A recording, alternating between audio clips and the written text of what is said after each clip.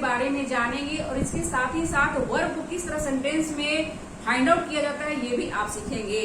Verb का English grammar में बहुत ही इंपॉर्टेंस है, इसके बिना हम सेंटेंस बना ही नहीं सकते हैं। अगर आप स्पोकन इंग्लिश की बात करें या रिटन इंग्लिश के, दोनों ही जगहों पर वर्ब बहुत इंपॉर्टेंट है।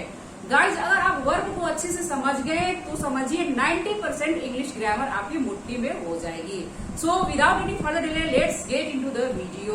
वर्ब को गाइज हिंदी में क्रिया कहते हैं। A verb is a word that tells us what a person और अ थिंग डज, इज और हैज।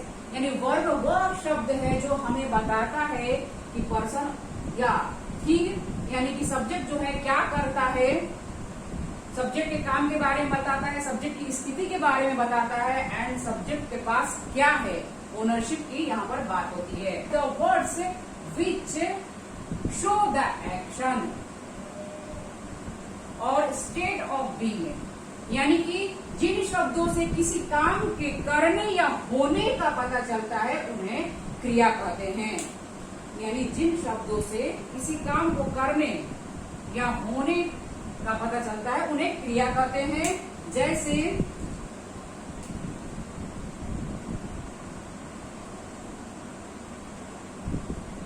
इट, कम, प्ले, कोई भी एक्शन वर्ड ले लीजिए आप, विप, is, am, are and was, were, can, could, shall, will, has, have, ये सारे वर्ड्स गाइस क्रिया हैं, इन्हें क्रिया कहते हैं। कुछ और एग्जाम्पल के साथ समझिए गाइस। जैसे एक्शन, यानी कि एक्शन का मतलब होता है कार्य, जिस वर्ड्स का यूज हम लोग एक्शन को दर्शाने के लिए करते हैं उन्हें डूइंग वर्ड्स कहते हैं या एक्शन वर्ड्स भी कहते हैं। जैसे लाफ, प्ले, विपिंग, प्लेइंग। इस तरह से गाइस ये जो है एक्शन वर्ड्स हुए। प्लेइंग हुआ, इट हुआ, जंप हुआ, विप हुआ, कुक हुआ, ये जितने भी वर्ड्स हैं गाइस इन्हें एक्शन वर्ड्स कहते हैं। आप इन्हें डूइंग वर्ड्स भी कह सकते हैं। और यहाँ पर काम की यानी सब्जेक्ट के काम की करने की यहाँ पर बात हो रही है, किसी एक्शन के बारे में यहाँ पर बात होगी। जैसे द बॉयज लाफ है, यानी लड़के जो हैं क्या करते हैं, हंसते हैं। यहाँ पर कोई क्रिया हो रही है, यहाँ पर एक्शन हो रही है कि बॉयज लाफ, यानी लड़के हंसते हैं। यहाँ पर कोई काम चल रहा है। Next one is children play, बच्चे खेलते हैं, क्रिया हो रही है खेलने का, कूदने का, रोने का, गाने का, हंसने का, पढ़ने का। जितने भी ये वर्ड्स हैं गाइस इन्हें एक्शन वर्ड्स कहते हैं, इन्हें क्रिया कहते हैं। आप इन्हें डूइंग वर्ड्स भी कह सकते हैं। और काम करना यानी कि जितने भी हम लोग काम, ये जितने भी वर्ड्स है ये काम करना ही होता है, यानी वर्ड्स ये एक्शन वर्ड्स ही कहलाते हैं। आप ये मत सोचिएगा कि काम करना यानी कि कोई बहुत बड़ी काम आप कर रहे हैं, यानी हथौड़ा मारना या किसी ऐसा कोई काम करें उसी को हम डूइंग वर्ड्स करते हैं, एक्शन वर्ड्स करते हैं, यानी क्रिया कहलाती है वो नहीं। कोई भी काम हो, पढ़ने, लिखने, हंसने, खेलने, कूदने, रोने, गाने, जो भी जितने भी ये वर्ड्स है गाइस ये एक्शन वर्ड्स कहलाते हैं, ये वर्ब्स कहलाती हैं। यानी वर्ब्स में ये एक्शन वाली वर्ब्स कहलाती हैं। जैसे चिल्ड्रन प्ले, चिल्ड्रन खेलते हैं। राम इज वीपिंग, राम रो रहा है, राम रो रहा है, कोई काम कर रहा है, ये रोना भी एक्शन हुआ गाइस, ये भी वर्ब कहलाएगी, यानी ये एक्शन वर्ड है रोना भी। राम क्या कर रहा है, रो रहा है। इज, ये इज गाइस ये भी वर्ब्स कहलाती है, लेकिन यहाँ पर जो है ये हेल्पिंग वर्ब की तरह यूज हो रहा है, लेकिन वीप जो है यहाँ पर वीपिंग मेन वर्ब की तरह यूज हुआ है, एक्शन वर्ड है ये।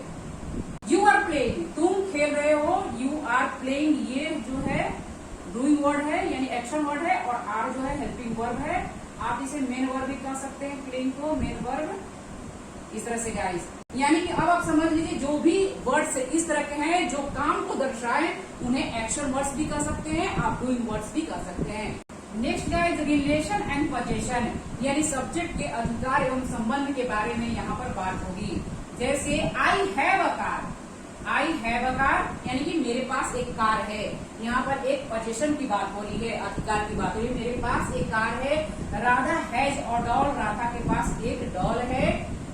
द काउ हैज 2 eyes, यानी यहाँ पर पोजीशन की बात हो रही है। इस तरह से I have an elder sister, इस तरह से रिलेशन की यहाँ पर बात हो रही है। इस तरह से गाइज यहाँ पर हैव, हैज ये वर्ब है, इस तरह से यहाँ पर ये क्रिया है।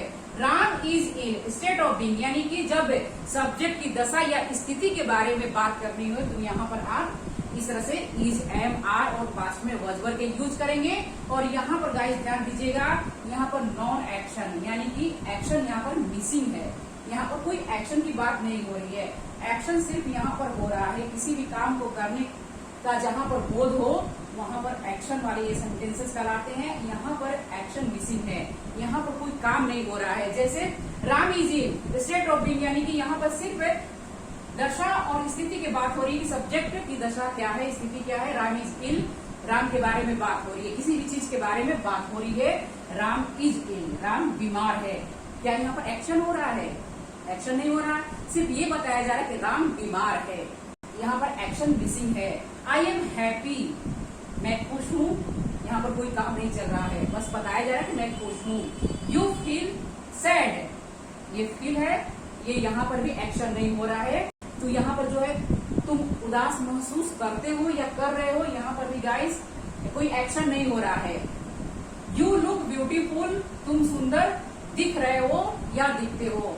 डजेंट मैटर कि आप बोलेंगे तुम सुंदर दिख रहे हो, हिंदी की लाइन आप बोल सकते हैं, बट इंग्लिश अगर आपको बोलना है तो यू लुक ब्यूटीफुल बोलेंगे, न कि यू आर लुकिंग ब्यूटीफुल बोलेंगे। ये सेंटेंस गलत हो जाएगा, बिकॉज यहाँ पर गाइस कोई एक्शन नहीं चल रहा है। आप बता रहे हैं कि तुम सुंदर दिख रहे हो, तुम सुंदर दिखते हो। दिखते हो क्या काम चल रहा है क्या? मैं आपको बता रही हूँ यू आर लुकिंग हैंडसम, ये सही है? आप कोई काम कर रहे हैं क्या? No, you look handsome. कोई अगर काम चले, कहीं एक्शन की बात हो, वहां पर आप आईएनजी फॉर्म को यूज कर सकते हैं। लेकिन किसी भी चीज की अवस्था या दशा के बारे में बात हो या पोजीशन के बारे में बात हो, यहाँ पर कोई भी काम नहीं चल रहा है गाइस, कोई भी एक्शन यहाँ पर नहीं हो रहा है। दैट्स वाई यहाँ पर आप आईएनजी को यूज नहीं करेंगे, ये गलत हो जाएगा। यहाँ पर आप आईएनजी फॉर्म का यूज नहीं करेंगे। I have a car, I having a car नहीं करेंगे, ये गलत हो जाएगा, बिकॉज यहाँ पर कोई भी एक्शन नहीं चल रहा है, किसी भी एक्शन के बारे में बात नहीं हो रही है, कोई भी काम नहीं चल रहा है यहाँ पर। दैट्स वाई यहाँ पर आप आईएनजी को यूज नहीं करेंगे। हाँ, यहाँ पर आप आईएनजी को यूज कर सकते हैं। द बॉयज आर लाफिंग बोल सकते हैं, चिल्ड्रेन आर प्लेइंग कर सकते हैं। राम इज वीपिंग ऑलरेडी यहाँ पर है, विप के साथ आईएनजी लगा सकते हैं, प्ले के साथ आईएनजी को यूज कर सकते हैं। यानी कि जितने भी एक्शन वर्ड्स है उनके साथ आप आईएनजी को यूज कर सकते हैं, बिकॉज यहाँ पर काम की बात हो रही है। लेकिन यहाँ पर काम की बात नहीं हो रही है, सिर्फ और सिर्फ किसी भी चीज के बारे में बात हो रही है या एक्शन की बात नहीं हो रही है। दैट्स वाई यहाँ पर आप आईएनजी को यूज बिल्कुल नहीं करेंगे। यहाँ पर आप विशेष ध्यान दीजिएगा, क्योंकि यहीं पर बच्चे काफी मिस्टेक करते हैं और पेपर में उनके नंबर कम हो जाते हैं। जैसे आप खुद ही सोचिए, यहाँ पर क्या, यहाँ पर कोई एक्शन चल रहा है क्या? कोई भी काम नहीं चल रहा। मेरे पास एक कार है, मैं बता रही हूँ मेरे पास ये है, मेरे पास एक कार है, मेरे पास एक पेन है, मेरे पास एक घर है, या एक्शन नहीं हो रहा है। मैं बीमार हूँ, मैं खुश हूँ, मैं टीचर हूँ, आई एम अ टीचर, क्या ये यहाँ पर कोई एक्शन हो रहा है? अगर मैं कहूंगी कि मैं पढ़ा रही हूँ, आई एम टीचिंग, मैं जा रही हूँ, आई एम गोइंग, बट अगर मैं कहती हूँ कि मैं खुश हूँ, आई एम हैप्पी, यहाँ पर कोई एक्शन नहीं हो रहा है। दैट्स वाई कभी भी यहाँ पर आप आईएनजी का यूज नहीं करिएगा, यहाँ पर आप आईएनजी का यूज कर सकते हैं। एंड नेक्स्ट गाइज, ये जो लुक है, फील है, बहुत सारे ऐसे वर्ड्स हैं जहां पर आप आईएनजी का यूज नहीं कर सकते हैं। इसके ऊपर मैं ऑलरेडी वीडियो बनाई हूँ, अगर आप नहीं देखें तो please do check it out. ये वाली वीडियो आपको इसके लिए परफेक्ट जाएगी गाइज। यहाँ पर आप देखिए, सब कुछ आपको क्लियर हो जाएगा, कहाँ पर आपको आईएनजी को यूज करना है, कहाँ नहीं यूज करना है। Next guys, how to find a verb, यानी कि अब वर्ब को आप कैसे फाइंड आउट कर सकते हैं सेंटेंस में, इसके बारे में आप समझ जाइए। जो शब्द हिंदी अनुवाद में वाक्य के अंत में आए, वाक्य के अंत में आए वर्ब होगा। यहाँ पर ध्यान दीजिएगा, जो शब्द जो है हिंदी अनुवाद, आपको इंग्लिश नहीं अभी देखना है, आपको हिंदी का अनुवाद देखना है कि हिंदी के जो वाक्य है उसके अंत में आएगा वो वर्ब होगा। जैसे राम सच बोलता है, ये बोलता है क्या हुआ, बोलना क्या हुआ, वर्ब हुआ। बोलना वर्ब हुआ। राम स्पीक्स द ट्रूथ है, ये यहाँ वर्ब है। बट यहाँ हिंदी अनुवाद में, यानी कि हिंदी को आपको देखना है, हिंदी के वाक्य को देखना है कि जो शब्द लास्ट में आए वाक्य के वो क्या होगा, वर्ब होगा। इस तरह से आप वर्ब को फाइंड आउट कर सकते हैं।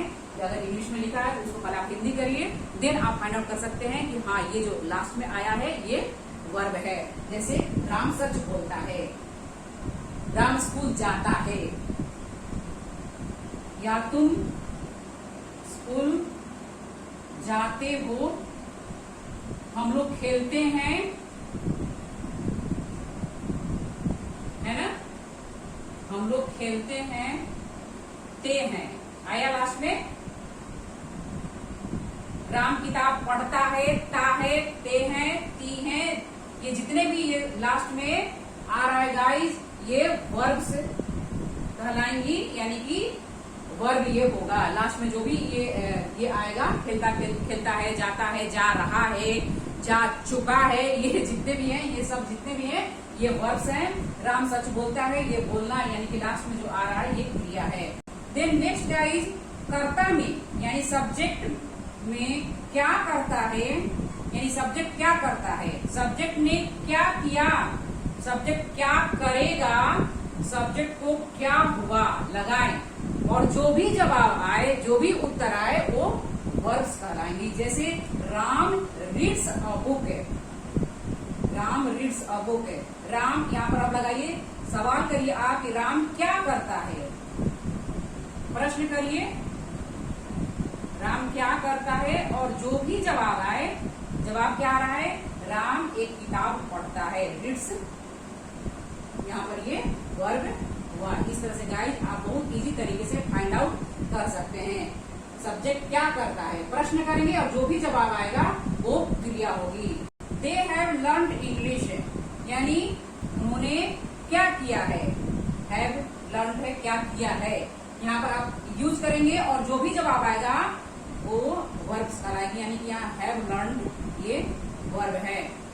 वे उन्होंने क्या किया है, क्या किया, प्रश्न करेंगे और जो भी जवाब आएगा गाइस वह क्रिया होगी। He will go to school है, he will go, go action word है और विल यहाँ पर हेल्पिंग वर्ब है, यहाँ पर हेल्पिंग वर्ब की तरह यूज हुआ है। He will go to school, वह कहाँ जाएगा, क्या करेगा, वह क्या करेगा, यहाँ पर जवाब आएगा कि he will go to school, school जाएगा। इस तरह से प्रश्न करेंगे और जो भी जवाब आएगा गाइस वो क्रिया कहलाएगी। Rohit died of cancer, Rohit को क्या हुआ, प्रश्न करेंगे रोहित को क्या हुआ, जो भी जवाब आए वो वर्ब होगा। तो यहाँ पर रोहित को क्या हुआ, रोहित मर गया, है ना। तो ये जो डाइड है, will go, have learned and reads है, यहाँ पर ये वर्ब्स है गाइस। इस तरह से गाइस आप प्रश्न करेंगे और जो भी जवाब आएगा वो वर्ब्स कहलाएंगी। And then next one is guys, थोड़ा सा ये भी आप समझ लीजिए कि सब्जेक्ट को कैसे फाइंड आउट कर सकते हैं। सब्जेक्ट यानी कि अगर आप प्रश्न करेंगे कि काम को करने वाला कौन है, ये तो है आप वर्ब के बारे में समझ गए कि किस तरह से क्रिया को फाइंड आउट कर सकते हैं, किस तरह से वर्ब को फाइंड आउट कर सकते हैं। लेकिन अगर आपसे मैं पूछूं कि इसमें सब्जेक्ट कौन है, तो आप प्रश्न करेंगे कि जो किताब पढ़ने का काम कौन कर रहा है, ये जो भी जवाब आए वो सब्जेक्ट होगा। राम कर रहा है, Ram reads a book, reads माने पढ़ना, ये वर्ब हुई, क्रिया हुई। तो ये जो क्रिया जो है कौन कर रहा है, राम कर रहा है, ये सब्जेक्ट हुआ। यानी सेंटेंस में जो भी काम को कर रहा है, जो भी काम को करता है, इसका जो प्रश्न करेंगे और जो भी जवाब आएगा गाइस वो सब्जेक्ट होगा। यानी कि जो भी काम चल रहा है उस काम को करने वाला कौन है, और देन जो जवाब आएगा वो सब्जेक्ट होगा। आई होप कि गाइस अब आप समझ चुके होंगे वर्ब्स के बारे में। यानी वर्ब्स जो है इंग्लिश ग्रामर का बहुत ही इम्पोर्टेंट, इंग्लिश ग्रामर में बहुत ही इम्पोर्टेंट है, और इनके जाने बिना आप सेंटेंस बिल्कुल नहीं बना सकते हैं, क्योंकि सेंटेंस का स्ट्रक्चर होता है सब्जेक्ट जोड़ वर्ब जोड़ ऑब्जेक्ट है, यानी subject plus verb plus object. आप वर्ब को नहीं यूज करेंगे तो सेंटेंस बनेगा ही नहीं। राम गोज टू स्कूल, अगर आप यहाँ से इसको हटा देंगे, राम टू स्कूल कुछ नहीं होगा।